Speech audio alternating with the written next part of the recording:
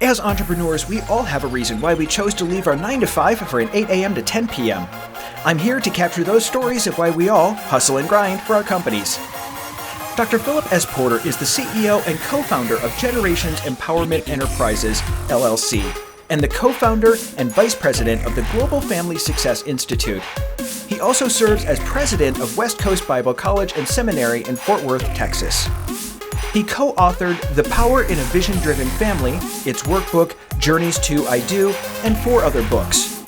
As a family generational wealth and business educator, Phillip has helped families nationwide build generational wealth through proven strategies. He and his wife, Dr. Janice M. Porter, created the online courses Certification in Family Leadership Parts 1 and 2. With over 13 years of experience as a business trainer and advisor, Phillip has advised and trained over 250 businesses. He has held roles as quality manager for Diamond Products and the Gillette Company, and served on various boards, including Greater Friendship Missionary Baptist Church and the Dakota County Regional Chamber of Commerce. Phillip holds an honorary doctorate in ministry from West Coast Bible College and Seminary, and an MBA in management from the University of St. Thomas. He is a certified wealth educator and certified soft skills trainer, and an alumni of South Carolina State University. Well, Dr. Porter, thank you for being on the podcast. I really appreciate it. And I really appreciate you because you have so much educational background. It seems like you from a really a vast variety of places. You've got an MBA, you have a master's in divinity, you've been in the curriculum and education space, which has been, a soft spot in my heart for 25 years, and you own a company with your family. There's just a lot there. I love that. Yes, you are indeed correct, right? Over time, right? Over time, not an overnight success. I think you're the first guest with the most number of letters after his name. Oh, but it's such a wide variety too, and that's really what I like. It's these little different things. I was in college. I was like the super senior. I've had 5 different things I've been through, including divinity, including I was in computer science and then business and a few other things because I wanted to learn it.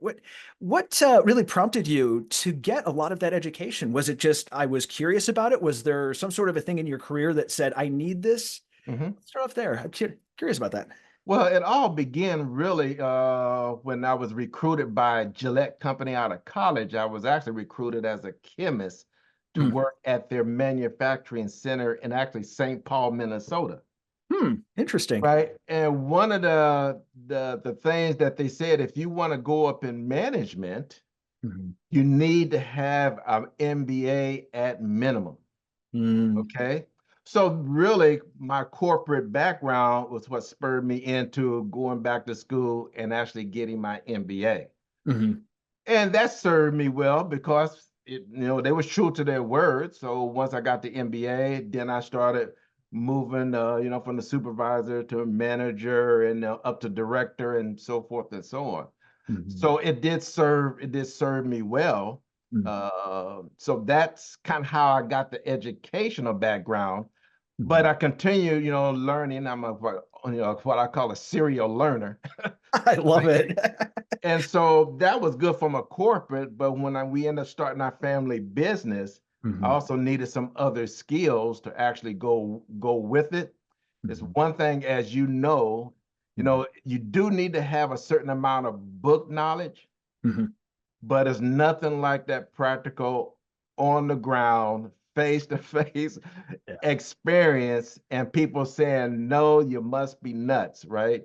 And so forth. So that's how I guess all of that kind of pooled, kind of all meshed together over time.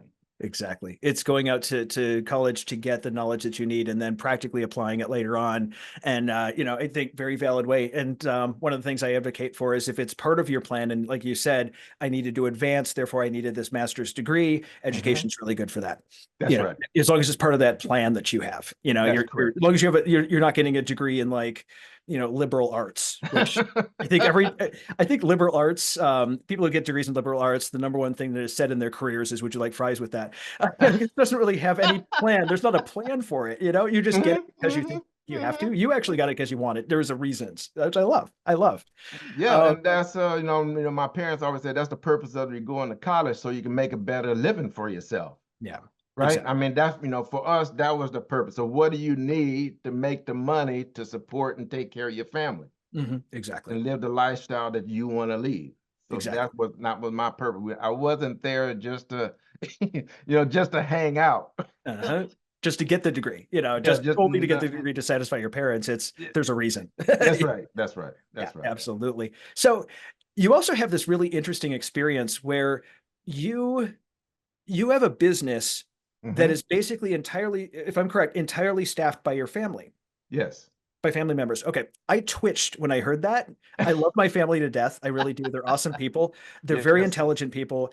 I would never Hmm. want to go into business with them. It would be there would be a lot of issues with that. Hmm. Hmm. Hmm. I grew up as the entrepreneurial kid in the family and scared every one of them because they just didn't understand who this crazy kid would go off and do another direction or push a button just to see what happened and Hmm. stuff like Hmm.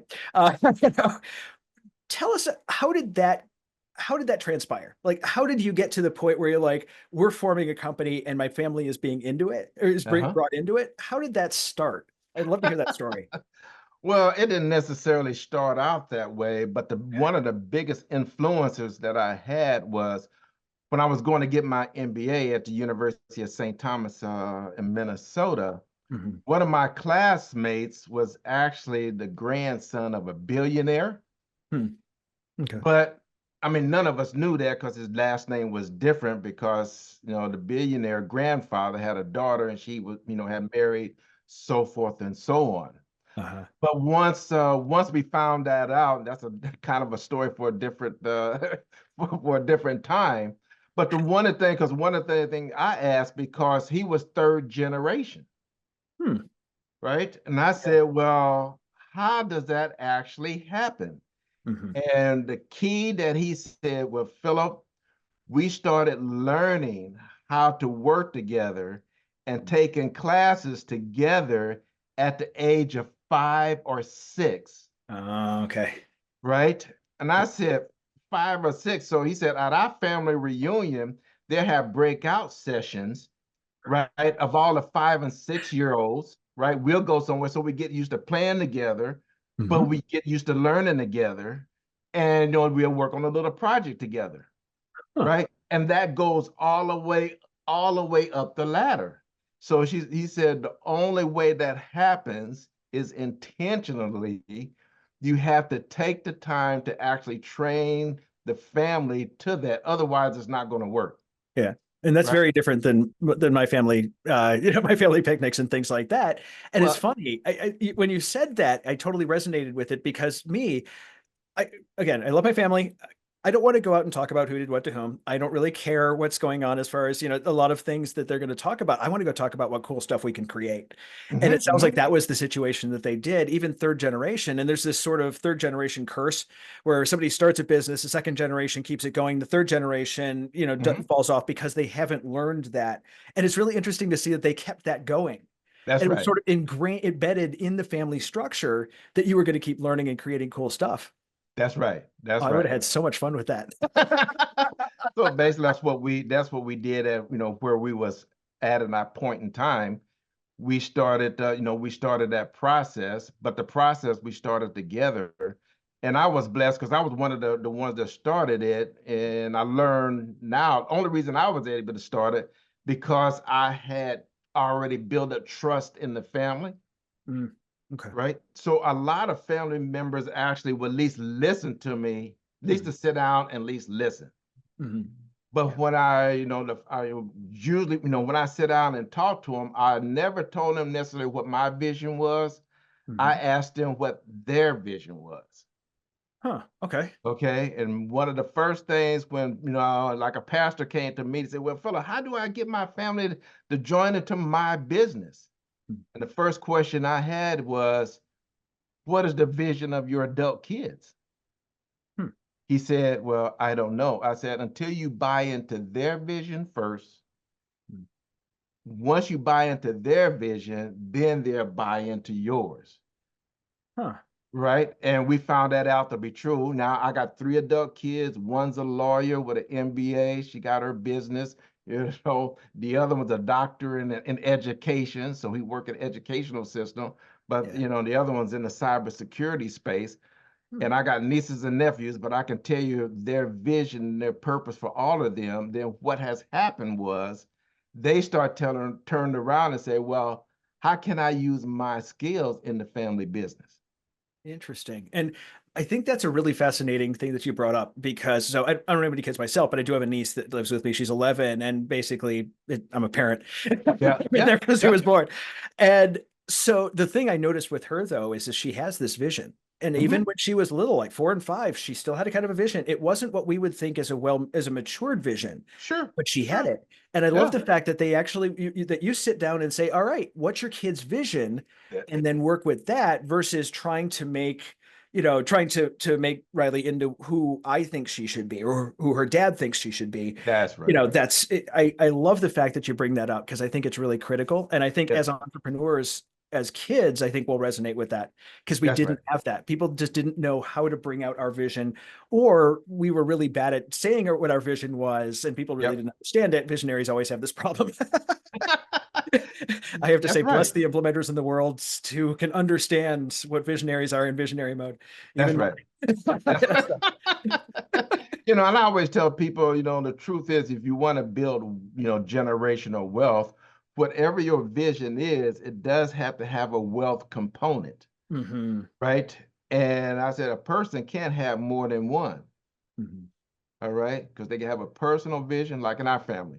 Hmm. I can have a personal vision that I may want to go to school. I want to, have these things. Hmm. Then I have a vision for my nuclear family of what we want to accomplish as a family. And then I also bought into the extended family, vision. So Hmm. usually when we talking, we have to say, well, which vision are you talking about? I mean, which purpose are you talking about?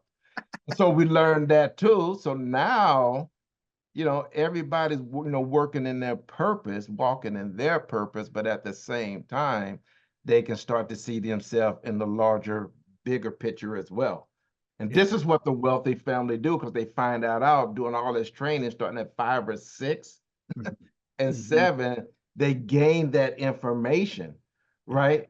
And the kids are actually being able to share it. And actually, the parents and grandparents is actually listening, Hmm. right? And then they're actually doing what they can to actually help them. Yeah. And they're not just like we said earlier, they're not just giving the theory on it.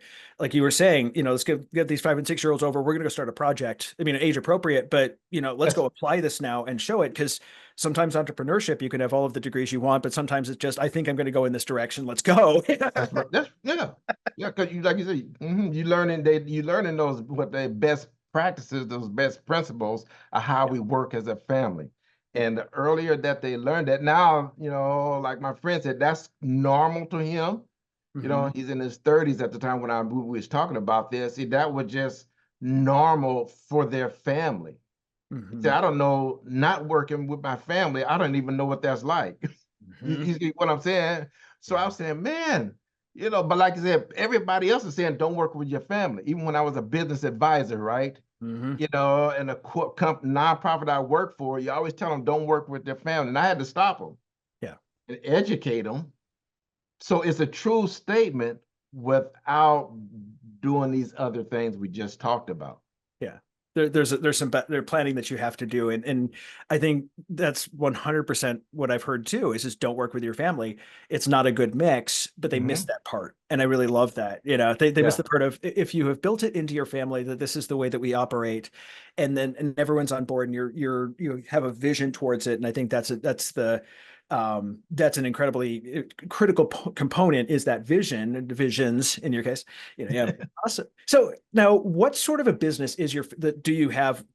Is your family business, I should say? All right. Yeah, Well, let me just kind of walk you through in order to sure. get you to where our business is and what it is, because we didn't start out necessarily planning for Okay. what it is now. Uh-huh. And how it all started was people had always asked me and my wife is, how in the world did you guys start a family business? You Yeah. got 3 generations involved, and we used to get this question all the time. So me and my wife said, let's write a book, right? So we write a book called The Power in a Vision Driven Family. Uh-huh. And every time we write a book, we give a copy to our pastor of the Okay. church, right?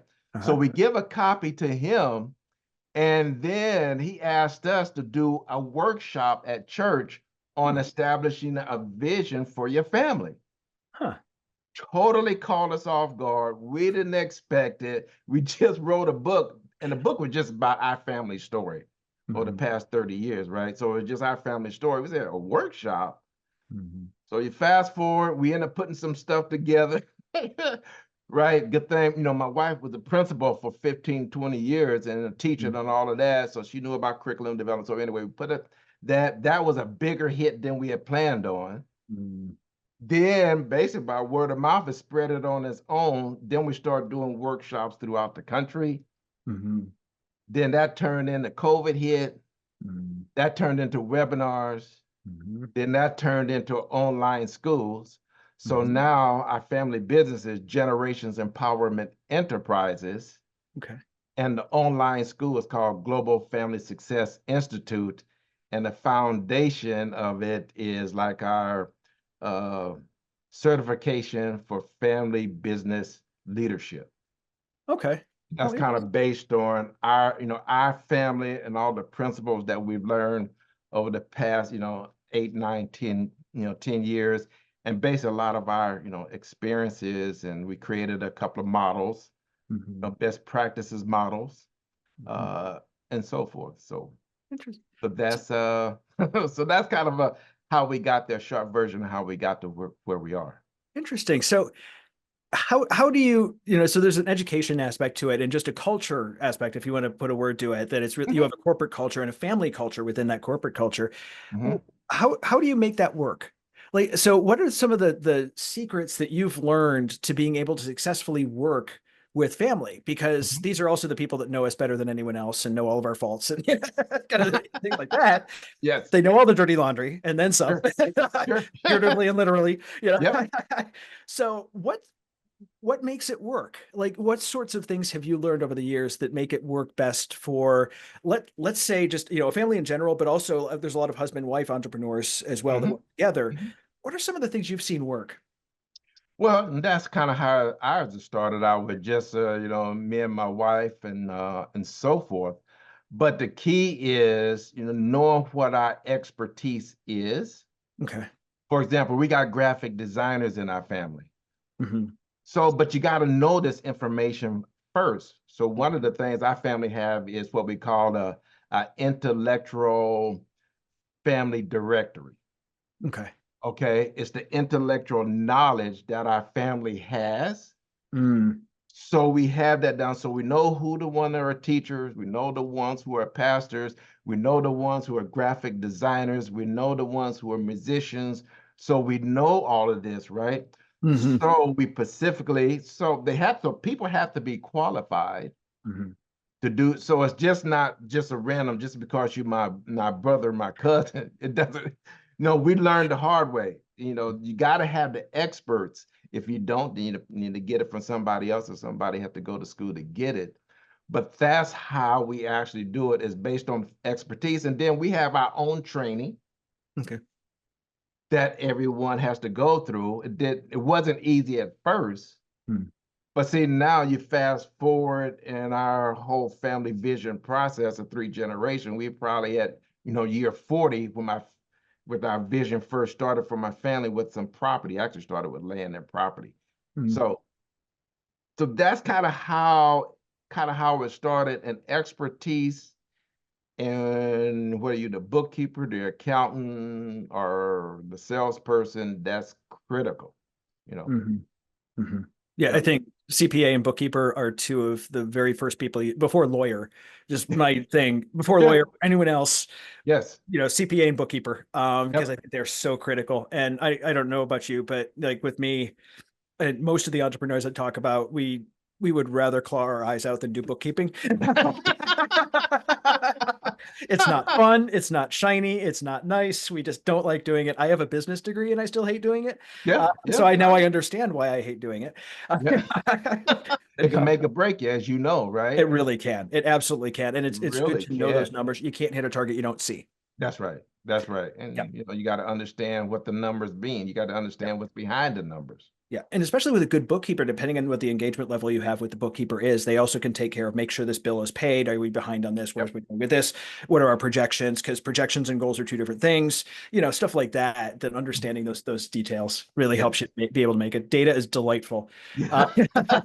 I never heard it said like that, but can I use that? You're welcome to use that one. You're welcome to use that one.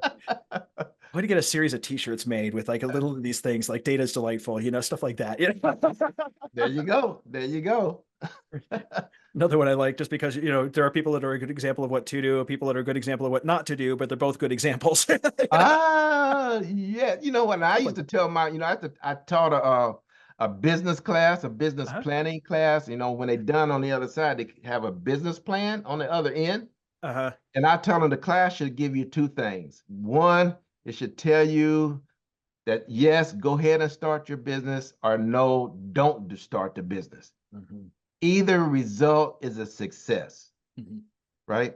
Because usually when they go in, as you know, they don't know what they don't know Mm-hmm. until they go through the training, right? And Mm-hmm. most of them, when they get done, oh no, Mm-hmm. I don't want to have to deal with the taxes. I don't want to have to deal with the rejection. I didn't expect it. I was just going to be just cooking, right? Mm-hmm.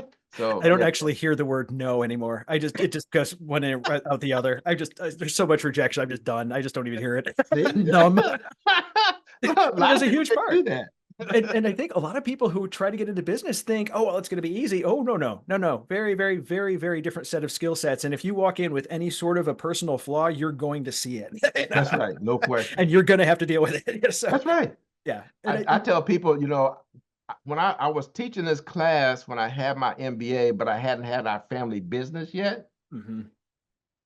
After I had our family business a few years, I started teaching the class a little differently. I can imagine.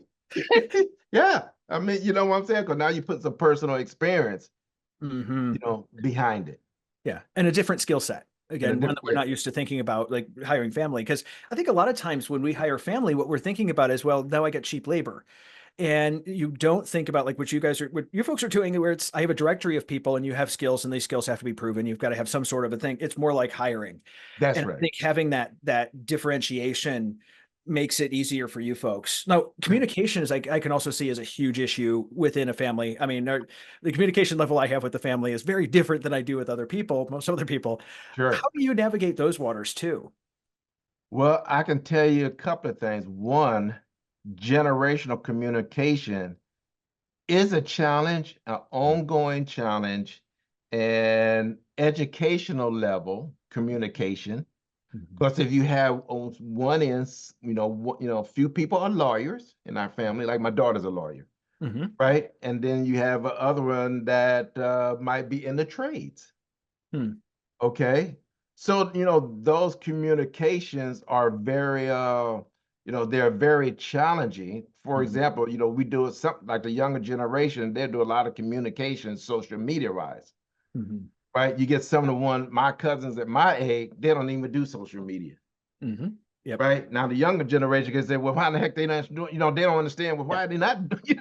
Right? So Mhm. they don't understand. So you can. So one of the things we learned, we have to have several vehicles of communication. Yeah. Uh, Whether they're farmer, we got a formal process. Like when we have our family business meeting, it's Mhm. a very formal meeting, corporate Mhm. template that we use. Everybody get it. The business reports, all of those is formal, Mhm. so forth and so on. Mhm. And so forth. So, but like you said, communication, generational communication, I know is key. The Mhm. educational and experience, communication is key. And then, like you said, you got the family dynamics. Mhm. Uncle so and so talk all the time, right? We all have one. Right, and the niece who's trying to get a word in. Well, how do you develop that in a meeting, Yeah. right? And sometimes, for example, sometimes we'll have a breakout session Mhm. of our meeting basically by generation, Okay. Mhm. especially if we start in discussion of new projects. So the generation would have you may have 3 generations, and then we all come together, and then they all kind of give their input. So now everybody gets their input. Trying to have them all at the table, you always gonna have dominating family members that want to, that's just their personality, right? They can be overwhelming. Yeah, Just kind or, of that we or use. intense, and some personalities are more intense than others. I work with entrepreneurs. We're all super, we're all super intense. Yeah. We're very intense. Yeah. But I love the fact that you have those you're allowing each generation to have their specific input. And I think it's really important because, maybe your generation doesn't understand social, but the younger generation absolutely does. That's a skill set that they can bring to the table to help. You bring experience, though. I mean, many, multiple decades worth of experience for each of you, and, and experience as an awesome teacher. Bringing that all together into one family can be really powerful. Yeah. Yes. And it's a beautiful thing when you're doing it long enough and the generations start to see it. Nice. You know what I'm saying? When they actually start to see it, the first time we went out to look at buying some land and property generationally, it was probably about, I don't know what, 5 or 6 carloads. We was all to go look at, 10 acres of property for, family land and so forth.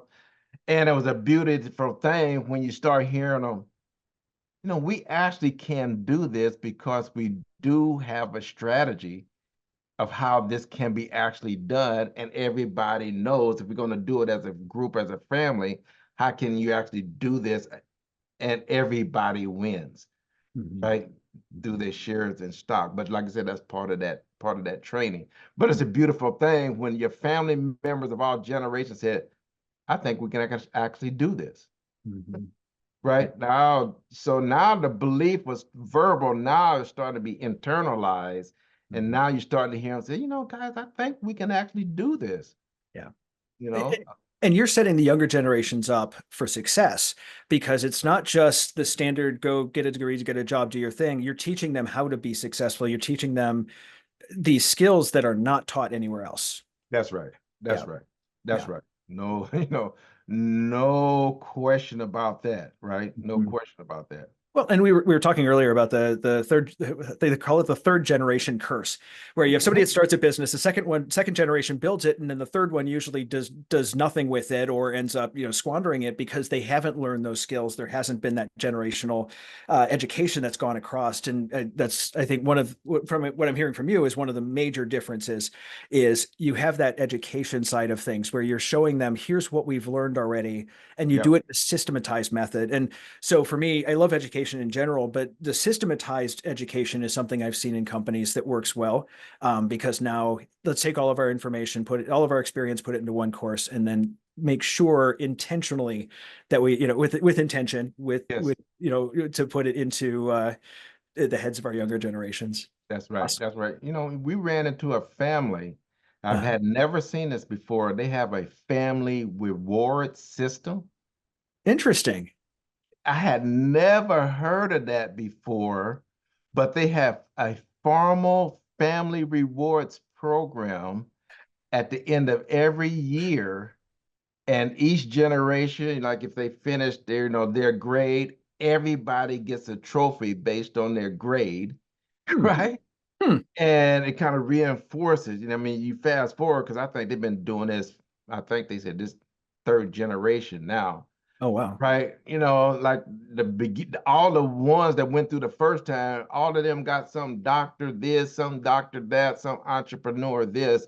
But I had never heard of a family actually having a formal rewards program. It's like Gillette, they have a rewards program, to give you incentive.